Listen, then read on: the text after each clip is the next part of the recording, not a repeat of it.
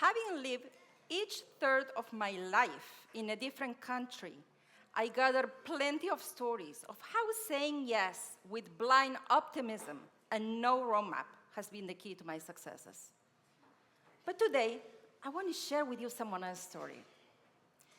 3 months ago, on Canada's Day morning, my youngest son, just 15, was heading to work at a local restaurant in Montreal. While he was at the metro, or should I say the subway, he noticed something quite unusual for him. A homeless man lying on the floor, looking more unconscious than asleep. Concerned, he tried to wake the man, but despite his efforts, the man did not stir.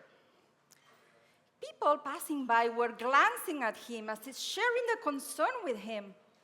However, no one stopped. They kept walking as if this was none of their business. Undeterred, my son decided to call 911. While he was on the line, the dispatcher asked him to wait at the station so he can guide the ambulance crew when they arrive. And when the policemen finally arrived, they thanked him. But one cop said to him, "Thank you, son, for calling. People never do. You did well. You can go now." After work, my son shared with us what transcribed that morning. And I asked him, "How do you feel with all of this?" He paused for a moment and said, "Mom, what truly hurts me is what the policeman said, that people don't bother calling." Ouch.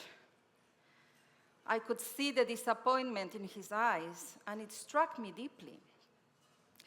So I took a deep breath and said to him, "Danielito, mi amor, the world is not perfect, but that's what we're here, to make it better, like you did, to reveal the light in every situation, because love and light cure all boo-boos." But then his response left me speechless, and that's quite rare. You can ask my husband.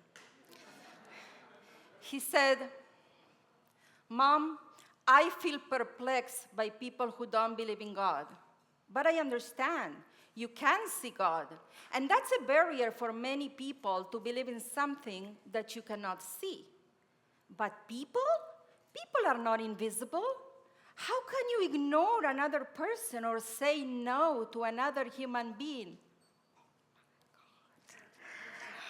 I wanted to smother him with kisses, but since he's 15, I kept my cool. But my heart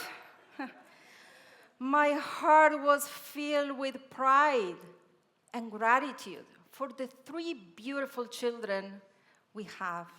It's true that my husband and I had made generosity a guiding principle in our family, meaning that whenever we can say yes without hurting ourselves or them, we do.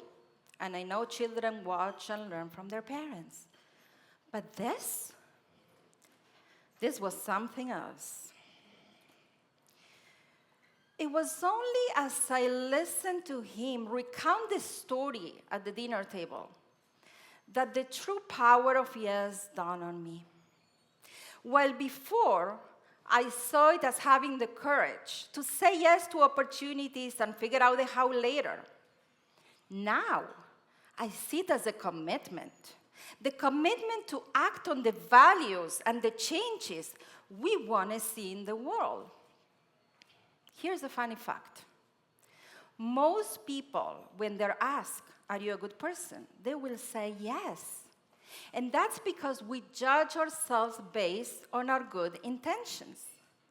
However, when you ask them, "What have you done today that aligns with your intention?"